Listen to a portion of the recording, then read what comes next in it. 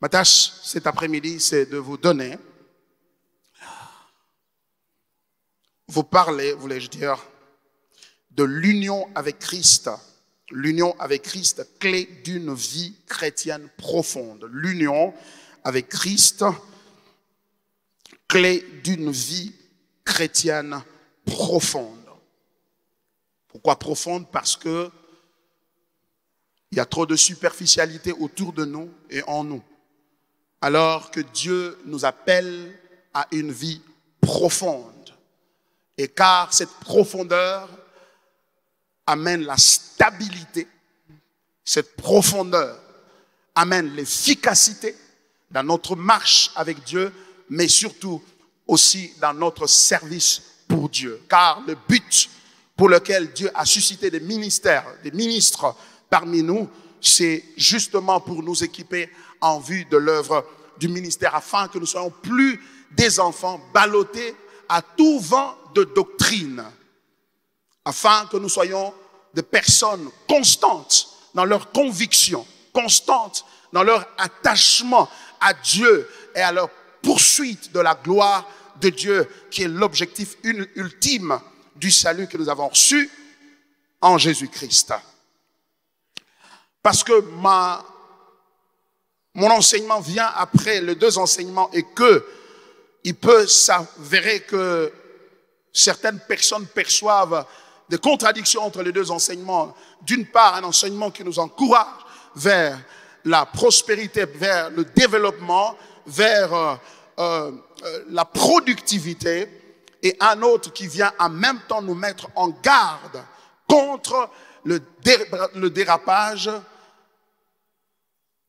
dans la vie de foi par rapport à la doctrine dite de l'évangile de la prospérité. Et c'est pourquoi il est important que je commence par énumérer un certain nombre de choses qui vont nous aider à réconcilier les deux, voulais-je dire, les deux enseignements, et ainsi dissiper toute confusion dans notre entendement et nous amener à comprendre ce dont je vais parler.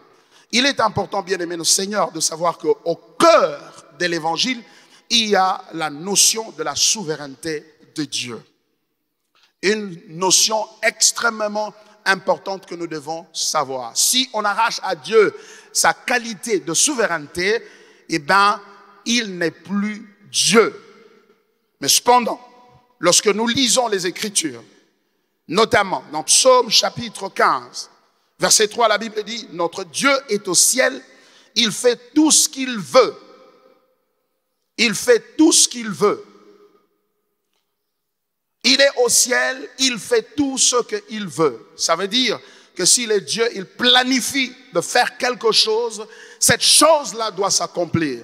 Si elle ne s'accomplit pas, alors c'est un Dieu limité et qui a un Dieu donc insuffisant, qui souffre d'une insuffisance et donc qui a besoin d'assistance pour arriver à la toute-puissance. Et une telle notion de Dieu, donc, compromettrait notre salut. Parce que notre salut repose sur la toute puissance de Dieu, sur la souveraineté de Dieu. Il ne peut nous donner la vie éternelle que si lui-même, il est éternel et donc, il est aussi souverain parce que il désire une chose, il accomplit tout ce qu'il veut, il l'accomplit. Et s'il est des choses qu'il peut vouloir, qu'il peut désirer et qu'il ne peut jamais accomplir, il va donc de soi qu'il ne peut pas nous garantir un salut éternel et un salut inchangeable. Il ne peut pas. La Bible dit dans Psaume 135,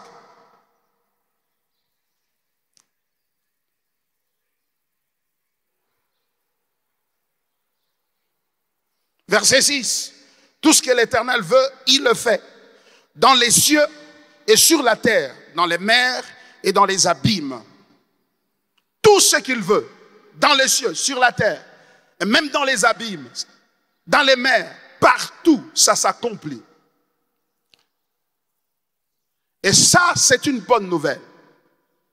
Et ça, c'est une bonne nouvelle pour nous.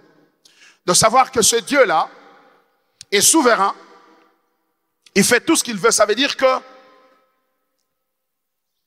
c'est un Dieu qui n'est pas frustré. Ce n'est pas un Dieu qui désire quelque chose et ça s'accomplit pas. Alors, il souffre d'une frustration en lui et il doit se débrouiller pour amener cette chose à l'existence. Cela me conduit à dire que l'acte de création, c'est un acte en Dieu qui émerge de la toute suffisance de Dieu, si bien que l'on peut affirmer sans crainte de se tromper que Dieu n'a pas créé parce qu'il avait un besoin. Parce qu'il n'est pas souverain et tout suffisant. Après avoir créé, il a toujours été souverain et par conséquent suffisant avant qu'il ne crée le ciel et la terre. Ce qui veut dire que là, avant qu'il ne crée le ciel et la terre, Dieu était satisfait en lui-même, il était sécurisé en lui-même, il n'avait pas peur de perdre quoi que ce soit, il n'avait pas besoin de développement parce qu'il est parfait, il n'a souffert d'aucune insuffisance à laquelle il faut pallier pour rencontrer un équilibre quelconque, réaliser un équilibre en lui. C'est un Dieu stable, c'est un Dieu joyeux, satisfait à cause de ce qu'il est.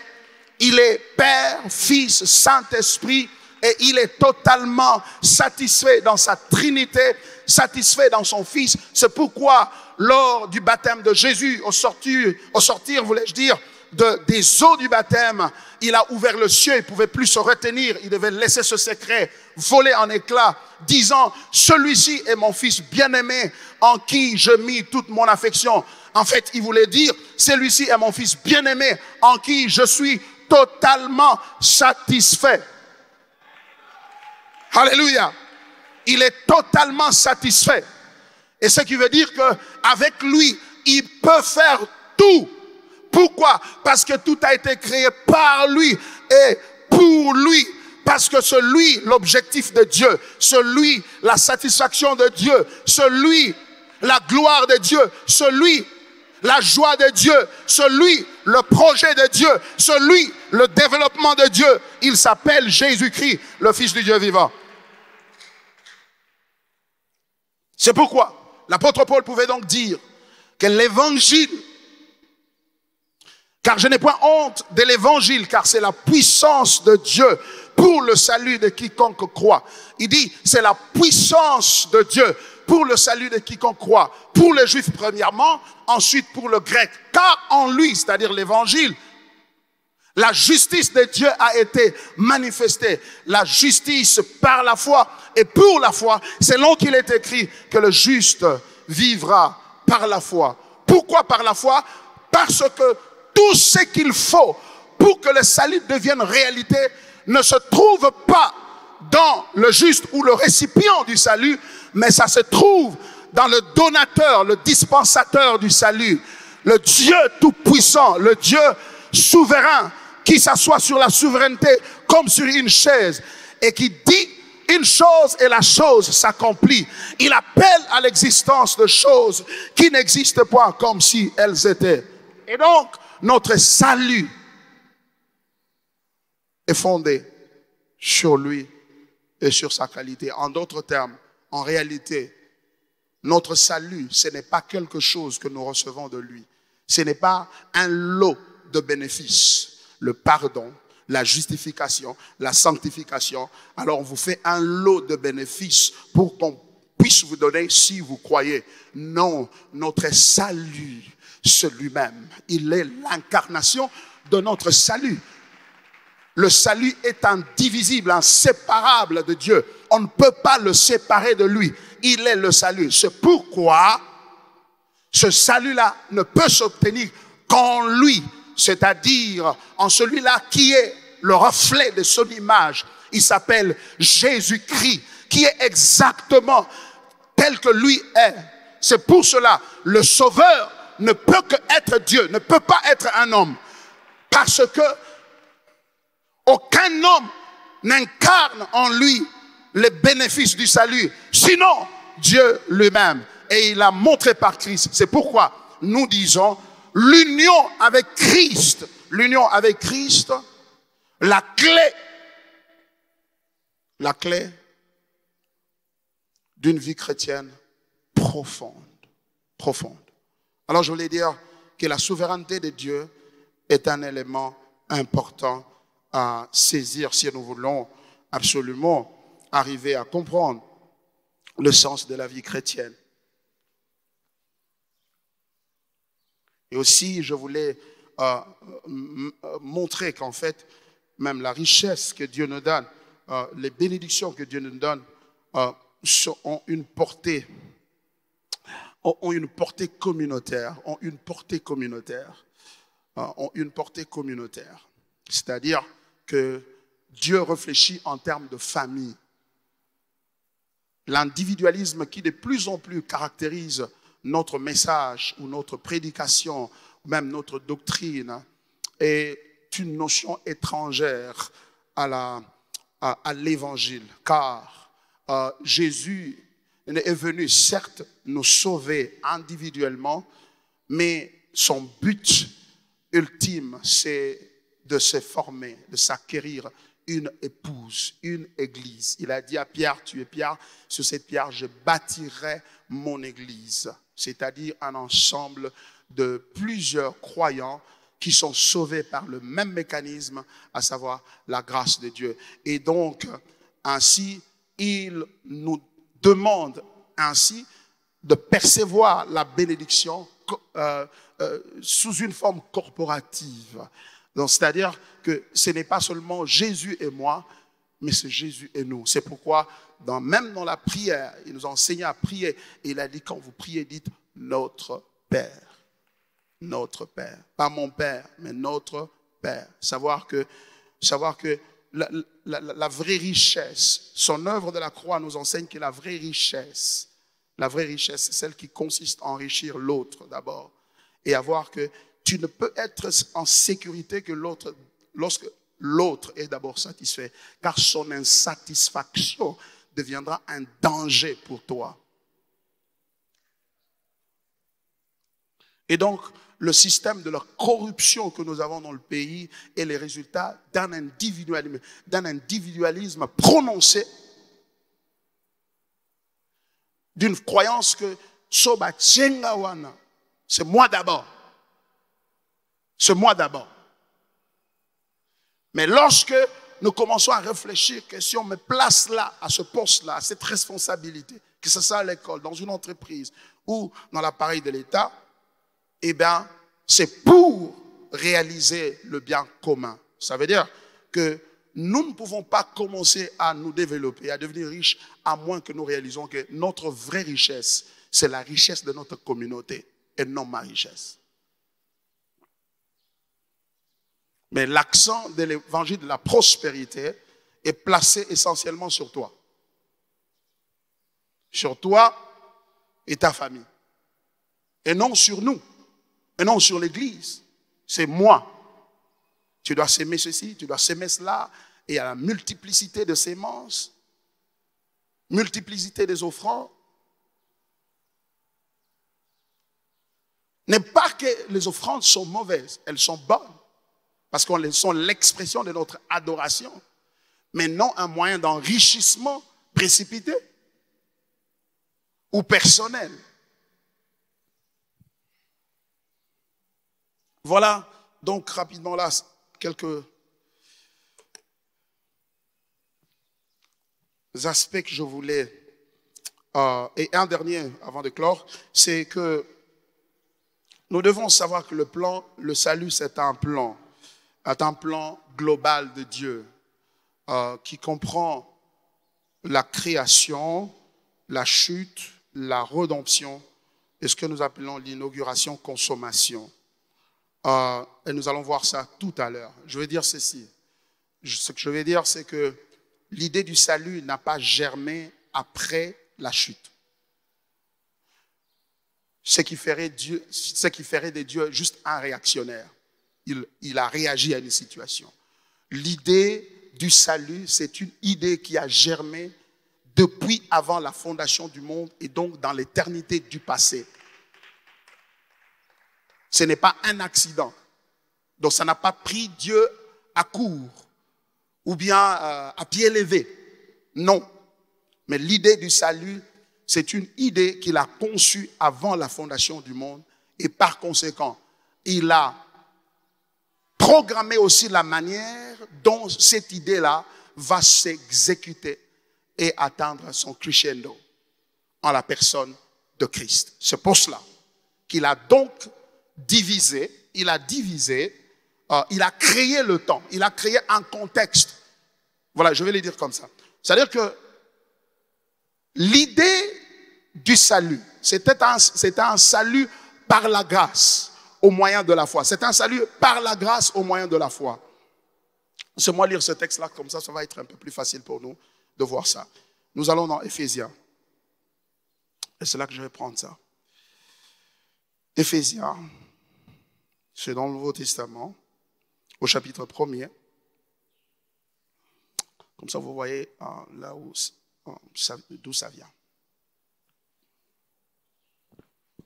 À partir du verset 3. Béni soit Dieu, le Père de notre Seigneur Jésus-Christ, qui nous a bénis de toutes sortes de bénédictions spirituelles dans les lieux célestes en Christ. En lui, Dieu nous a élus avant la fondation du monde, pour que nous soyons saints et irrépréhensibles devant lui, nous ayant prédestinés dans son amour à être ses enfants d'adoption par Jésus-Christ, selon le bon plaisir de sa volonté, à la louange de la gloire de sa grâce qu'il nous a accordée en son bien-aimé.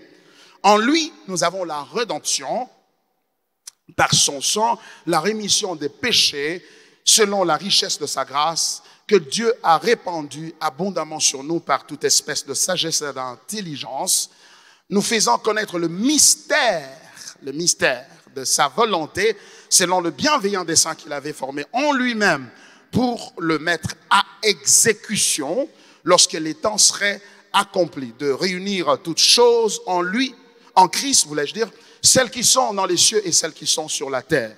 En lui, nous sommes aussi devenus héritiers ayant été prédestinés, suivant la résolution de celui qui opère toutes choses d'après le conseil de sa volonté, afin que nous servions à la louange de sa gloire, nous qui d'avance avons espéré en lui. En lui, vous aussi, après avoir entendu la parole de la vérité, l'évangile de votre salut, en lui, vous avez cru et vous avez été scellés du Saint-Esprit qui avait été promis, lequel est un gage de notre héritage pour la rédemption de ce que Dieu s'est acquis à la louange de sa gloire. Au verset 6, on dit « à la louange de la gloire de sa grâce ». C'est ça le commencement du plan de salut. C'est ça le but ultime du plan de salut, du salut de Dieu. Il dit à la louange de la gloire de sa grâce. Ça veut dire quoi? Ça veut dire que ceci, Dieu qui est Père, Fils, Saint-Esprit, avant qu'il ne crée n'importe quoi, y compris les anges, les cieux, la terre et tout l'univers, il était seul, un seul Dieu, mais en trois personnes, le Père, le Fils et le Saint-Esprit. Le Fils est appelé Fils parce qu'il provient de son Père. Ça veut donc dire qu'à un moment donné, qui n'est pas un point dans l'histoire, parce que l'histoire n'existait pas encore, dans l'ancien, dans l'éternité du passé, Dieu a décidé de donner naissance à un fils. Et ce fils-là est exactement égal à lui-même. Et il est Dieu comme lui. Quand il le regarde, il se voit lui-même. C'est comme s'il se regardait dans un miroir. Et il peut donc observer sa beauté, observer ce qu'il est et se réjouir dans ce qu'il est et prendre totalement connaissance de ce qu'il est. Parce qu'au travers de son Fils, il se voit lui-même. Et la Bible dit que le Saint-Esprit procède du Père et du Fils. Il procède de ces deux-là. C'est-à-dire que à cause de l'échange de joie et de satisfaction que le Père voit, lit en son Fils et le Fils à son tour lit dans son Père, ça a engendré une troisième personne. Comment? Je ne sais pas, je le trouve écrit dans le texte et c'est comme ça. Et que l'Esprit vient du Père et du Fils. Ils sont en communion ensemble. Quand est-ce que cela a eu lieu? La Bible ne nous en parle pas parce que les choses cachées appartiennent à Dieu seul. Seules les choses révélées qui sont à nous. Et c'est dans cette communion-là, de cette unité du sang, de la Trinité, que Dieu est Dieu et il est satisfait. Mais cependant, ce Dieu-là a un trait de caractère qui s'appelle grâce. Ça veut dire la capacité de donner à quelqu'un d'autre quelque chose qu'il ne mérite pas. Parce que la grâce, c'est une faveur imméritée. Ça veut donc dire, pour que ce caractère de la grâce se manifeste, il ne peut pas faire grâce à Jésus parce que Jésus mérite tout. Il n'y a rien qu'il ne mérite pas. Il n'y a pas de déficience en lui. Il n'y a rien de manque en lui. En lui habite, dit l'apôtre Paul, corporellement toute la divinité, la plénitude de la divinité. Et ce, c'était avant même qu'il ne s'incarne.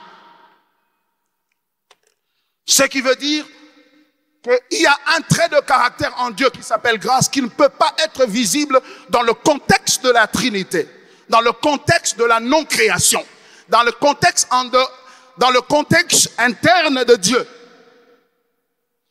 Ça veut donc dire, pour que Dieu manifeste ce caractère-là, il doit sortir de lui-même, il doit voyager, il doit aller en mission, il doit sortir. Pourquoi? Parce que la manifestation de la grâce présuppose l'existence d'un démérite. Pour qu'on te donne quelque chose que tu ne mérites pas, tu dois d'abord démontrer que tu ne mérites pas. Et dans cette communion de trois, il n'y a personne qui ne mérite pas. Le Saint-Esprit mérite, Jésus-Christ mérite, le Père mérite. Alors Dieu doit sortir de ce contexte pour aller commencer une autre histoire, un autre terrain en dehors de lui-même, où il va manifester un caractère que seul le Père, le Fils et le Saint-Esprit savent, parce qu'ils se connaissent mutuellement et ce en profondeur. Alléluia. Et c'est ainsi que Dieu maintenant, dans cette éternité, il conçoit un plan, un programme. Ce programme, c'est le programme du salut, le programme de salut. Et ce programme du salut l'oblige d'abord de commencer par créer. Puisqu'il est un Dieu parfait, il doit créer tout parfait parce que le mal ne peut pas provenir de lui. Il n'y a point de mal en lui. Il n'y a rien de mal qui peut venir de lui. Alors, il crée les cieux et la terre, les anges, les êtres spirituels. Il crée finalement la terre et il place l'homme sur la terre. Tout était parfait et tout était bien jusqu'à un jour où, dans le passé, avant même la création de l'homme, l'un de ses anges s'est rebellé contre lui. Comment ça s'est passé? Je n'étais pas là, je ne peux pas vous expliquer ce qui s'est passé, mais ce que je sais, qui me garde de toute hérésie et qui me garde de toute possibilité de m'égarer, c'est de savoir que Dieu est non seulement qu'il est saint, mais il est aussi souverain. Et dans sa souveraineté, il permet au mal d'exister. Comment? Je ne sais pas, mais je crois ces choses parce que je lui fais confiance. Un jour, je le verrai, il m'expliquera. Moi, ce que je dois faire maintenant, c'est de croire. Et je crois. Pourquoi? Parce qu'il me dit, le texte me dit qu'il fait ce qu'il veut dans le ciel, sur la terre, et dans les mers, et même dans les abîmes. Il fait ce qu'il veut. Alors il a permis que le diable tombe. Pourquoi? Parce que le but qu'il poursuivait, c'est la louange de la gloire de sa grâce. Un caractère, un trait de caractère qu'il a, qui ne peut se manifester que dans le contexte où il existerait, d'une part le mal et d'autre part le bien. Car tout a été créé par lui et pour lui. Et pour la manifestation de sa gloire, il a le droit de permettre que le mal vienne. Qui le jugera? Qui osera juger l'Éternel? Qui osera le placer sur le banc des accusés? Il fait ce qu'il veut. Mais il reste juste parfait. Il ne collabore pas avec le mal. Il déteste l'iniquité. Il déteste la souillure.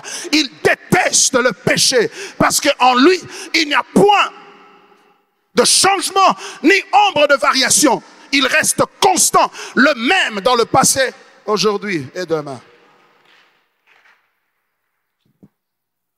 Alors, il dit, je vais former un plan.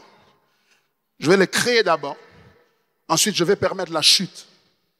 Et quand la chute viendra, alors après, il y aura la rédemption. Et quand la rédemption viendra en 2 temps. Elle sera suivie de ce qu'on appelle l'inauguration et la consommation. L'inauguration, c'est quoi? C'est-à-dire inaugurer une ère nouvelle, inaugurer une ère de restauration. Mais qui ne va pas totalement s'accomplir jusqu'à ce que le temps futur vienne où il révélera la gloire totale de ce salut qu'il nous apporte en la personne de Jésus. C'est pourquoi quand vous lisez le Nouveau Testament, vous êtes constamment confronté à cette réalité, une sorte de tension que nous appelons le déjà et le pas encore. Le déjà et le pas encore. Le maintenant et l'eschatologie. Ça veut dire quoi? Ça veut dire que Christ, quand il est venu, il est mort sur la croix, il est venu, il nous a apporté le salut. Mais l'apôtre Jean dit ceci, petits enfants, ce que vous êtes n'est pas encore manifesté. Vous l'êtes déjà, mais ce n'est pas encore manifesté. C'est-à-dire, il y a le déjà et il y a le pas encore. C'est pour cela que le Saint-Esprit nous a été donné comme un gage, comme une garantie, comme une hypothèque de notre salut. La preuve que Dieu donnera aussi la tranche finale qui arrivera. Donc, à l'heure qu'il est, nous vivons dans cette sorte de tension, dans le déjà et le pas encore. C'est pourquoi nous sommes sanctifiés, mais nous tombons encore dans le mal. C'est pourquoi il y a la repentance. Sans repentance, il n'y a pas de christianisme. C'est pourquoi il y a la repentance. Il a vaincu le diable, mais il nous attaque encore. Ce matin, il t'a attaqué avant de venir ici. Comment expliquer ça? L'explication est que nous sommes dans le déjà et pas encore. Alléluia. C'est pourquoi, en même temps, aussi, la bénédiction de la restauration financière matérielle a aussi cette caractéristique. Il y a le déjà et le pas encore. C'est pourquoi, en Christ, nous sommes bénis de toutes sortes de bénédictions spirituelles, mais cependant, certains d'entre nous traversent encore de temps difficiles. Pourquoi? Parce qu'il y a le déjà et le pas encore. Maintenant, le piège de l'évangile de la prospérité, c'est ce qu'on appelle une eschatologie surréalisée. Ça veut dire quoi? Ça veut dire qu'ils prennent ce qui est dans le pas encore, où nous serons tous guéris. Plus personne ne sera malade. Plus personne ne sera pauvre. Plus personne ne pleurera.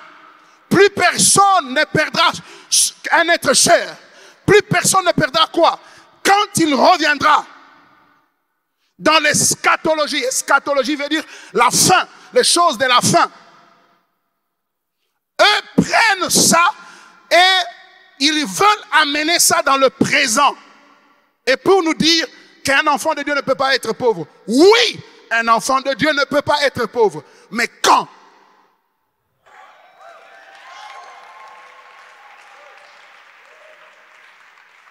Un enfant de Dieu ne peut pas être pauvre. Oui, mais quand?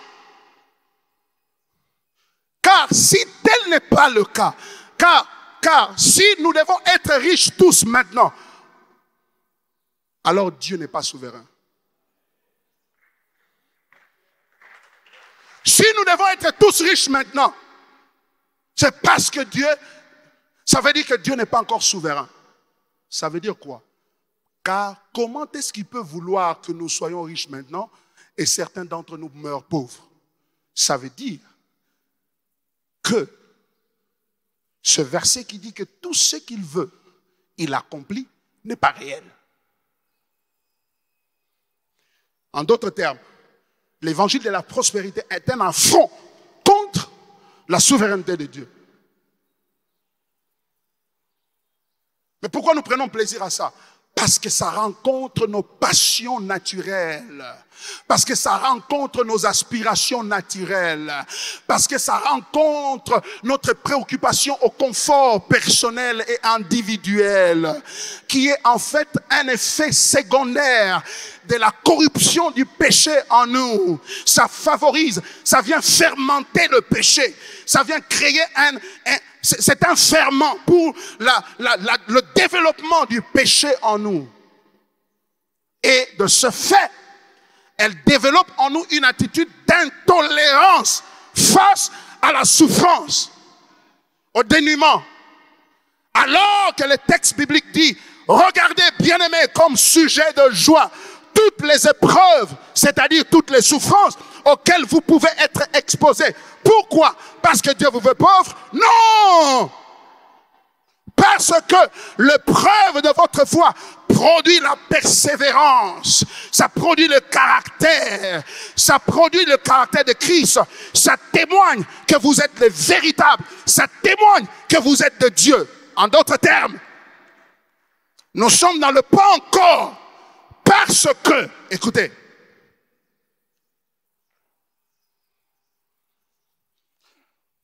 nous sommes entre les déjà et pas encore, parce que l'enjeu de la rébellion est contre Dieu et la déclaration de l'incapacité de Dieu à satisfaire totalement sans ajouter autre chose à lui-même. Je répète. Le danger au cœur de la rébellion et donc du péché, que ce soit des anges ou des êtres humains, il y a une assertion, il y a une affirmation. Et cette affirmation est que Dieu, laissé à lui-même, ne peut pas totalement satisfaire quelqu'un. Il faut le décorer avec des bénédictions. Il faut ajouter des choses à lui, de telle sorte qu'on a une équation du genre Dieu plus bénédiction égale joie.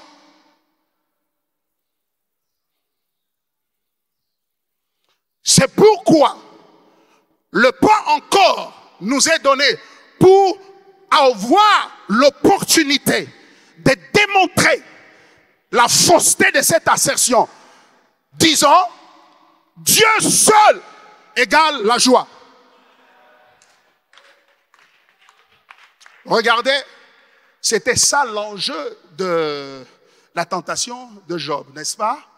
Satan est venu dire, Dieu dit à Satan, tu as vu mon serviteur Job? Il dit, oui, je l'ai vu. Dieu dit, c'est un homme intègre. Un homme intègre. Dieu nous a pas le tolo. Et le diable de renchérir. Ah, tu sais quoi, il t'obéit, il te craint comme ça parce que tu l'as béni. En d'autres termes, il voulait lui dire, en réalité, toi, les gens ne te suivent pas pour toi-même. Ils te suivent à cause de choses que tu leur donnes. Si tu retires ces choses-là, ils vont te délaisser. C'était ça l'assertion du mal, de l'injustice, du péché. Pourquoi les gens commettent le péché? Non pas par obligation, parce qu'ils trouvent dans le péché un plaisir, une satisfaction. Et le malheur, c'est qu'ils sont comme aveuglés à la réalité, à la vérité selon laquelle Dieu seul peut satisfaire. Alors Dieu lui a dit, bon d'accord, vas-y, enlève toutes ces choses-là. Ne touche pas à son âme. Enlève toutes ces choses-là. Parce qu'on a besoin de son âme pour prouver le contraire. Parce que si on enlève même l'âme et tout, ce ne sera plus l'épreuve. Vas-y, enlève toutes ces choses-là et tu verras. On n'a jamais vu le diable si zélé dans toute l'histoire de l'humanité à détruire autant que dans la situation de Job. En un seul jour, tous les enfants meurent. En un seul jour, tous les bétails meurent. En un seul jour, il perd tout. Écoutez l'homme de Dieu qui fait le témoignage, qui est une image de Christ. Il dit, Seigneur, tu avais donné, tu as repris. Que la gloire te soit rendue. Oh my God!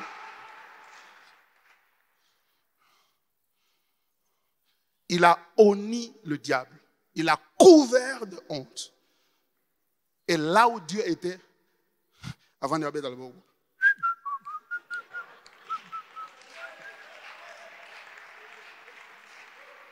Viens sauver ta sifflet. Comme pour dire au diable, mon je te l'avais dit. T'as vu, t'as pas pu. Je t'avais dit, il m'aime pour ce que je suis et non pour ce que j'ai. Alléluia. Et c'est pour cela, il est vrai que par la suite, Job avait commencé à murmurer. Il avait fait un bon témoignage au départ. Après, il a commencé à murmurer. Et quand il a commencé à murmurer, il a failli. Et Dieu a dû venir pour commencer à le défier et à lui montrer. Tu n'étais pas là lorsque j'ai créé les étoiles et toutes ces choses-là. Où étais-tu quand j'avais fait? Il a vu la faiblesse de sa foi. C'est-à-dire que Job n'a pas totalement passé le test. C'est pourquoi il fallait que quelqu'un vienne qui va passer totalement le test, qui va être satisfait. Cette personne, c'est Jésus, le Fils du Dieu vivant. Le Fils qui connaît le Père, qui connaît le Père, le Fils de Dieu. Il est venu. Notre salut émerge d'un fond, d'un défi à la souveraineté, à la toute suffisance de Dieu. Et celui qui a relevé le défi, c'est Jésus-Christ. Pourquoi? Il a quitté le cieux et la terre. Amen. Il a quitté le cieux. Là où il y avait la gloire, il a accepté de venir sur la terre et de se réduire. La Bible dit, il s'est humilié lui-même. Et quand il arrive sur la terre, l'humilité n'en était pas finie pour lui.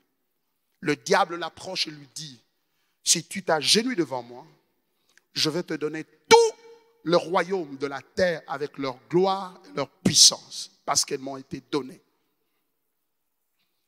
Jésus a dit non, il a refusé. C'est-à-dire qu'il a refusé le ciel en descendant sur la terre. Il arrive sur la terre, il refuse la terre. Et il lui restait une chose. Vous savez ce qu'il lui restait? Il lui restait une chose. Il devait aller jusqu'au bout. Il devait consommer ça jusqu'à la lie. Et la chose qui lui restait, c'était son corps. Il dit, même mon corps, je le refuse. Je m'en débarrasse. Pourquoi? Parce que Dieu est suffisant. Si je l'ai, même lorsque je perdrai mon corps, même lorsque je perdrai mes biens, même lorsque je perdrai mon royaume, même lorsque je perdrai mes avantages, même lorsque je perdrai mon trône, j'aurai toujours tout parce qu'il est tout pour moi. Il est tout pour moi. Il a prouvé. C'est pourquoi nous avons un si grand salut, parce que nous avons un si grand sauveur, le Seigneur Jésus, le roi de gloire. La croix, ce n'est pas d'abord un service traiteur de Dieu qui t'est envoyé pour ton salut, pour que tu retrouves ton confort. Non, la croix est d'abord une expression d'adoration, une expression de la suffisance de Dieu.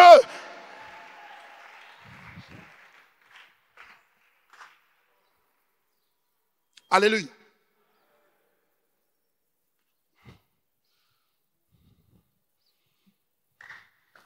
Et parce qu'il a fait ça, il dit ceci. Il nous a sauvés, n'est-ce pas? Et il dit ceci. Tout celui qui veut me suivre, 1, qu'il renonce à lui-même. 2, qu'il prenne chaque jour sa croix. Et 3, qu'il me suive. Qu'il me suive où? Au lieu de la démonstration, au lieu du relèvement du défi qui est lancé à Dieu, qu'il n'est pas suffisant, qu'il n'est pas satisfaisant. Mais ceux-là qui sont en lui, ils sont aussi appelés à se diriger sur cette montagne d'Oriba où il avait invité Abraham, après lui avoir donné toutes choses, toutes les bénédictions, et finalement un fils de la promesse, et lui dit, montre-moi, nous devons relever ce défi, montre-moi que je suis plus satisfaisant pour toi que toute autre chose, et même ton enfant que tu as. Et Abraham a offert cet enfant-là. C'est pourquoi l'évangile de la prospérité, en mettant en vous, en faisant ce déménagement eschatologique, ce réaménagement théologique, en prenant l'eschatologie, ce qui est de la fin, il veut l'amener maintenant, il crée une attitude psychologique d'intolérance face à la souffrance, et de ce fait vous empêche de démontrer. Parce que lorsque le temps viendra pour vous pour démontrer qu'il vous suffit et que vous prenez plaisir en lui plus qu'en toute chose, vous n'y arriverez pas, parce que vous direz, un enfant de Dieu ne doit pas être pauvre, je dois absolument être riche, je dois m'accrocher à mes richesses. Et tu ne seras pas prêt à les donner. C'est pourquoi on voit certaines personnes dans l'église qui ont été bénies. Banda bandek mabo makasi wana na bobola ti na bojazaka mabo makasi. Il est toujours avare depuis son état de pauvreté jusqu'à quand il reçoit la bénédiction.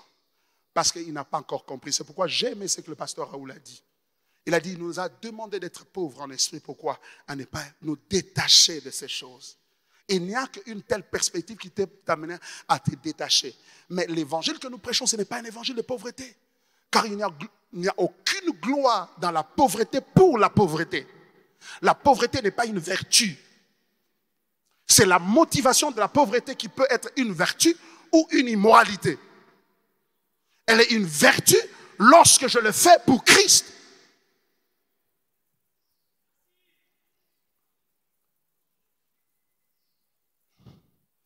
Entre dans ta destinée, saisis ta destinée. Comme ce jour, nous sommes en train de vivre l'idolâtrie de la destinée. Il y a une idolâtrisation de la destinée. Et dans cette destinée-là, personne n'imagine qu'elle peut entrer dans sa destinée du genre de Jean-Baptiste. Dans la prison où il finit par être zigouillé pour la gloire de Dieu. Personne n'imagine ça.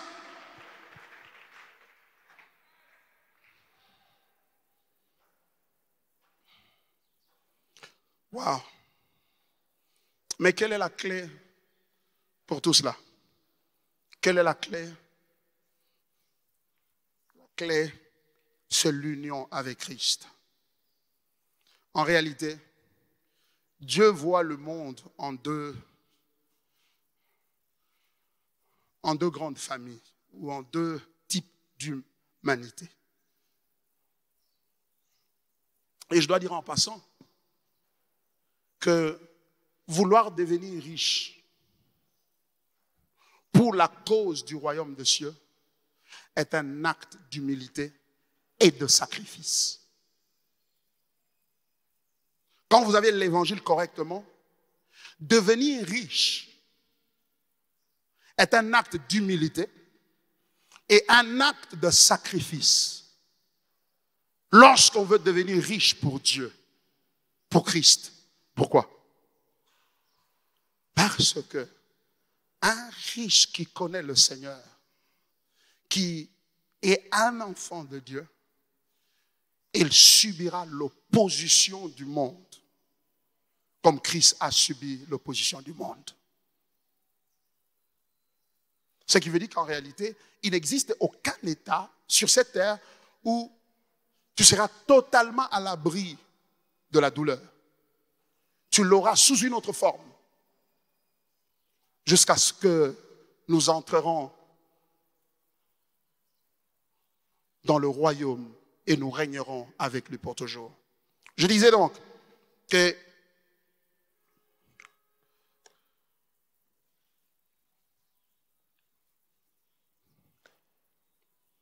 Dieu voit le monde de deux manières. Je voulais dire, défaut de mots appropriés, Je veux dire qu'il voit le monde constitué de deux humanités. La première humanité, c'est l'humanité qui est venue par Adam. Il a créé Adam sur la terre, il l'a placé sur la terre. Celui-ci est tombé dans le péché. Et dès lors, tous ceux qui sont nés en Adam, ils sont des pécheurs. N'est-ce pas? Ils sont donc des pécheurs. Et par conséquent, ils sont sous la condamnation et ne peuvent pas se sauver eux-mêmes. Ce que Dieu nous donne comme salut ne consiste pas à nous donner une prescription d'amélioration de notre condition que nous partageons avec Adam. Le salut, être sauvé, ne consiste pas à recevoir de Dieu des bénéfices qui vont vous permettre, qui vous allez fructifier au fil de temps et ensuite entrer au ciel et être sauvé. Ça, ce n'est pas la manière dont Dieu voit le salut. Pourquoi? Parce que Dieu sait que tous ont péché et sont privés de la gloire de Dieu. Quand il dit tous, c'est de Adam et Ève jusqu'au dernier, lorsque le monde s'arrêtera. C'est pourquoi le salut pour Dieu consiste à créer une autre humanité, envoyer un autre homme, envoyer un deuxième Adam. Et soit dit en passant, il n'existe pas de troisième Adam. Ça n'existe pas. Parce que le deuxième Adam vient parce que le premier a échoué. Donc, le troisième devra venir si le deuxième échoue et s'oppose à Dieu. Donc, par conséquent, c'est une falsification de la doctrine que de dire qu'il existe un troisième Adam. Il n'en existe point. Jésus-Christ est le deuxième et le dernier Adam. Le temps me manquerait pour aller dans une exégèse assez profonde. C'est pourquoi nous devons faire très attention lorsque nous manipulons les Écritures. Le fait que tu fasses des miracles ou que tu dises des prophéties qui tombent justes ne t'assigne pas le pouvoir et le droit de falsifier les Écritures. La sécurité de notre salut, c'est les Écritures. Ne jouez pas avec ça. Ne prêtez pas oreille à n'importe qui. L'heure est dangereuse. Méfiez-vous des apopristes dans l'interprétation des Écritures, car votre vie et votre mort en dépendent étroitement. Dieu voit donc le salut comme venant d'un homme. C'est pourquoi, quand nous lisons Éphésiens, que nous avons lu, vous voyez au départ, le texte biblique dit « Béni soit Dieu, le Père de notre Seigneur Jésus qui nous a bénis de toutes sortes de bénédictions spirituelles dans le lieu céleste en Christ. » Ça veut donc dire que pour nous sauver, Dieu doit envoyer un autre homme qui soit parfait, qui soit juste. Et cet homme-là, c'est son fils Jésus-Christ. Mais avant de l'envoyer, il nous a pris, il nous a choisis, il nous a placés en lui. Parce que le salut, c'est quelque chose qui ne peut s'octroyer que dans le contexte d'une union. Parce que notre perdition vient d'une union, notre salut doit venir d'une autre union. Nous ne sommes pas perdus parce que nous avons commis individuellement des péchés. Certes, ces péchés individuels sont une preuve tangible de notre caractère de pécheur. Ça prouve que nous sommes des pécheurs. Mais ce n'est pas cela qui nous a conduits au péché. Nous sommes conduits au péché par la nature que nous avons héritée de nos premiers parents, Adam et Ève, lorsque ces derniers se sont rebellés contre Dieu. Et par conséquent, le salut ne peut aussi nous venir que d'une autre union. Et cette union, c'est l'union avec Christ. Dieu nous place en Jésus-Christ. C'est cette union-là qui est la clé de notre salut. Et dans cette union-là, nous partageons le caractère, nous partageons la nature de notre leader, du deuxième Adam, Jésus-Christ. Nous partageons sa nature de sainteté. C'est pourquoi lui a fait ceci. Il est venu sur la terre, c'est-à-dire qu'il a porté la chair humaine. Il a porté la chair que nous avons héritée de nos pères Adam et Ève. Il a vécu dans cette chair-là. Mais cependant, il n'a commis aucun péché. C'est un exploit extraordinaire. Il est plus grand qu'Adam. Adam était dans une chair parfaite, créée par Dieu. Mais cependant, il n'a pas pu résister à la tentation, il est tombé. Jésus porte notre nature, susceptible de tomber dans le mal, mais cependant, il ne commet aucun péché. C'est extraordinaire ce que ce Jésus est. Et en portant cette chair humaine, il fait une chose. Il va à la croix, il crucifie la chair pour dire que cette chair ici, pour tous ceux qui l'avaient portée et qui seront en moi, cet acte que je pose ici, c'est l'acte qui marque la fin du règne de la nature qu'ils avaient, du péché qui a tiré la condamnation sur eux. C'est la fin de cette nature. Et il ressuscite avec un autre corps, comme pour dire que maintenant, voici un nouveau corps que je vous donne, et vous tous qui êtes en moi, que le Père avait placé en moi avant la fondation du monde, voici maintenant votre corps et voici une nouvelle humanité. Et la clé de cela, c'est l'union avec Christ. C'est pourquoi la Bible dit, nous sommes morts ensemble avec lui. Nous avons été crucifiés ensemble avec lui. Nous avons été ressuscités, ramenés à la vie ensemble avec lui. Et quelle est l'implication de cela sur notre vie de sanctification? C'est pourquoi l'apôtre Paul dit dans Galates chapitre 2, verset 20, « J'ai été crucifié avec Jésus-Christ, et si je vis, ce n'est plus moi qui vis, mais c'est Christ qui vit en moi. » Il est en train de dire, maintenant que je suis sauvé, je ne suis pas une personne améliorée. Je ne suis pas moi d'hier, un Adam qui a subi des améliorations à force d'obéir à la volonté de Dieu, à force de prier, à force de jeûner, à force de faire ce que Dieu veut.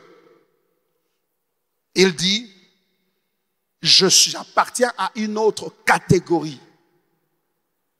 Et d'ailleurs, ce n'est plus moi qui vis, c'est Christ qui vit en moi. En d'autres termes, notre salut est grand et glorieux parce que c'est le Fils de Dieu lui-même qui vient et vivre en nous. Par conséquent, cela change la manière dont nous voyons la sanctification.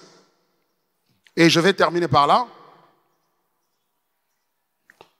Parce que la sanctification ne consiste pas à être dans Adam, recevoir Jésus-Christ et ajouter à Jésus l'obéissance à la parole de Dieu. Et ainsi, vous parvenez au salut et à la perfection. Le Saint-Esprit ne nous a pas donné comme une batterie parce que nous étions low-bat et incapables de fonctionner. Maintenant que nous avons accepté Jésus, le Saint-Esprit vient en nous. Il vient nous redonner de l'énergie de manière à ce que nous soyons capables de produire la sainteté de Dieu. Ça, c'est le légalisme. Le légalisme.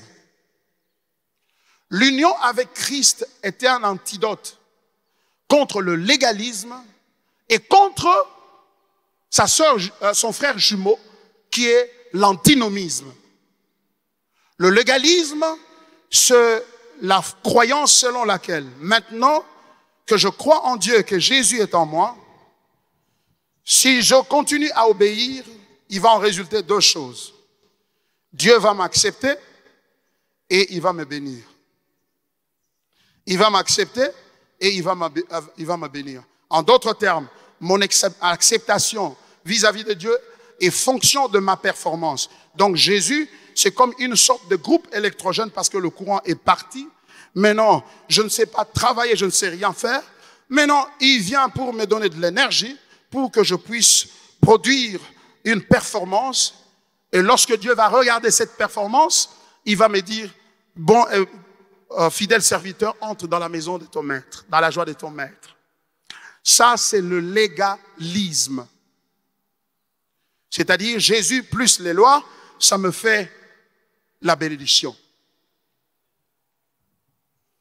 L'antinomisme, c'est le frère jumeau ou le cousin germain du légalisme, parce que l'antinomisme dit, maintenant que j'ai déjà reçu Jésus-Christ et que j'ai été sauvé par la grâce de Dieu a couvert mes péchés passés, présents et futurs, et par conséquent, même si je pêche, la provision pour ce pardon existe déjà, donc ça ne sert à rien de garder la sanctification. Le légalisme définit mal la sanctification et l'antinomisme rejette la sanctification. Mais l'union avec Christ résout ces deux problèmes. Et il y a un livre qu'un gars qui a écrit, Sinclair Ferguson, il a écrit The Whole Christ, un très bon livre. Ça se trouve sur notre website du ministère. Vous pouvez regarder, vous verrez ça, et vous pouvez acheter sur Amazon. Un livre très intéressant. L'union avec Christ répond à cette situation, résout les deux équations ou les deux falsifications de l'évangile ou du salut. De quelle manière? Parce qu'en montrant d'abord que nous sommes unis avec Christ, il nous montre que le salut que nous avons reçu, c'est un salut qui nous vient non pas d'une quelconque performance que nous faisons, nous réalisons, mais bien plus de la qualité de celui-là que nous avons reçu, de telle sorte que il y a une sorte d'équation de substitution, un mécanisme de substitution qui a lieu. Il prend ma place à la croix et reçoit ma condamnation, et je prends sa place dans sa vie et je deviens aussi parfait qu'il était, et par conséquent, il n'y a plus besoin d'ajouter à lui les règles, les lois, les commandements pour pouvoir être sauvé. Par conséquent, l'obéissance à Dieu pour moi n'est pas en vue d'obtenir l'approbation de Dieu et les bénédictions de Dieu, mais c'est plutôt pour servir d'expression, d'adoration et de mon union avec lui.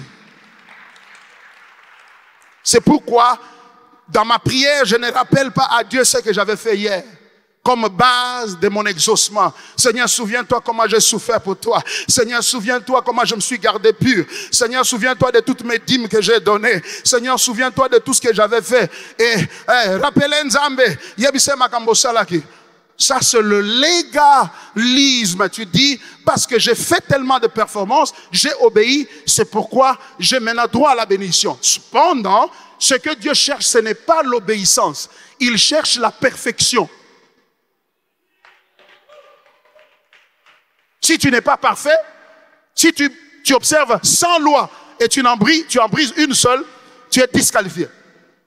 Donc tu ne peux pas te servir de ton obéissance comme une base pour réclamer la bénédiction de Dieu. Par conséquent, tu ne te tiendras devant Dieu que sur base de la justice de Christ, de ce que lui a accompli et de son obéissance. Tu seras toujours endetté. Tu seras toujours en position d'endettement devant Dieu par rapport à la justice, car la justice que tu as reçue n'est pas ta justice que tu as produite, mais c'est la justice que tu as empruntée de quelqu'un d'autre, et c'est Christ. Et c'est pourquoi, en tant que prédicateur, nous devons faire attention, car notre prédication doit être christocentrique, centrée sur l'évangile. Nous ne devons pas prêcher comme si, même si Christ n'était pas mort, notre prédication marcherait toujours. Le test pour savoir si tu as prêché l'évangile ou pas, pose-toi la question. est-ce que si Christ n'était pas mort, ce que je viens de prêcher là allait s'accomplir? Si la réponse est oui, ça veut dire que tu n'as pas prêché l'évangile, tu as prêché la loi. Tu as prêché la loi, tu n'as pas prêché l'évangile. L'évangile nécessite toujours la mort de Christ. Pourquoi? Parce que le salut n'est pas quelque chose que Dieu te donne. Le salut, c'est une personne que Dieu te donne. Le salut, c'est une union avec Christ. Et un deuxième test, pose-toi la question. Si un imam musulman peut prêcher ta prédication et ne pas déranger sa doctrine. 7 points pour être béni. Premier point, croire en Dieu. De quel Dieu s'agit-il? Ce n'est pas précis. Deuxième point, il faut avoir la foi. 3, il faut s'aimer. 4, il faut avoir la vision. 5, il faut avoir des stratégies. 6, il faut ajouter la prière. Parce qu'il y aura des combats. 7, il faut avec des actions de grâce. Où est Jésus dans tout ça? Nulle part. C'est le légalisme. Et l'antinomisme, c'est de prêcher aux gens que maintenant que vous êtes sauvés, vous pouvez faire tout ce que vous voulez. Et d'ailleurs, là où le péché abonde, la grâce surabonde. Pourquoi cela n'est pas possible? Parce que ces gens-là ont difficulté. Ils versent dans l'antinomisme parce qu'ils ne comprennent pas que le salut n'est pas premièrement un bénéfice, quelque chose que Dieu te donne séparément de Christ. Donc tu reçois Jésus comme Seigneur et Sauveur. Maintenant, après Dieu dit, voilà, tu as fait bien. Maintenant, prends, ouvre tes mains, prends maintenant le salut. Et il te donne le pardon du péché, le ciel et tout et tout. Non, ça ne se passe pas comme ça. C'est parce que vous réfléchissez comme ça, que vous croyez que parce que je suis déjà sauvé et que les bénéfices sont déjà le mien, je peux alors faire n'importe quoi parce que je les ai déjà eus. Faux, archi faux. Mais par conséquent, l'union avec Christ me montre que je m'unis avec quelqu'un qui est saint, qui est parfait. Et par conséquent, je dois détester le mal.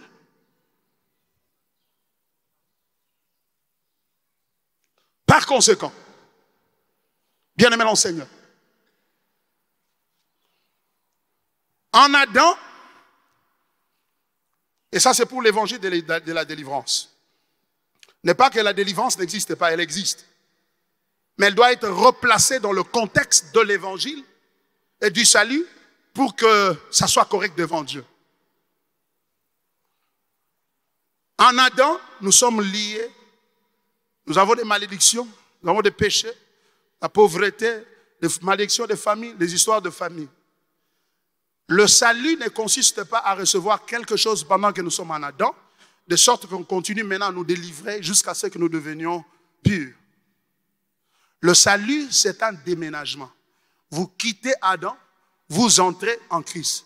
Et quand vous entrez en Christ, tout ce qui était entré en vous par Adam, la malédiction, la condamnation. Pourquoi la Bible dit, il n'y a maintenant donc aucune condamnation pour ceux qui sont en Christ, qui sont en Christ. Alors tout ce que vous avez reçu là en Adam, Jésus n'a pas besoin de ça. Il a dit, moi aussi je suis d'accord, je vais aussi détruire ça. Donc le diable nous a détruits et quand Jésus est venu, il nous a aussi détruits en nous crucifiant à la croix. Et il nous a donné une nouvelle vie en lui. Et la vie chrétienne profonde consiste à grandir en Christ. C'est pourquoi, maintenant à l'heure qu'il est, nous avons trop traîné sur le sauvetage. Maintenant, nous devons nous approfondir dans l'adoption en Christ, dans la participation en Christ. Les enseignements doivent abonder dans ce sens-là. Car c'est en nous enfonçant en Christ que la chair perd son pouvoir sur nous, que le diable perd son pouvoir sur nous, que le diable et les démons perdent leur puissance et leur force sur nous. Nous enfonçons. Donc la stratégie du combat et de la victoire ne consiste pas à se focaliser, à découvrir toutes les sortes de démons, mais c'est à découvrir Christ, à nous enfoncer en Christ, à connaître Christ. Car Jésus a dit, la vie éternelle, c'est de connaître le Père et celui que le Père a envoyé, à savoir Jésus-Christ. Que Dieu vous bénisse. Nous allons nous tenir debout.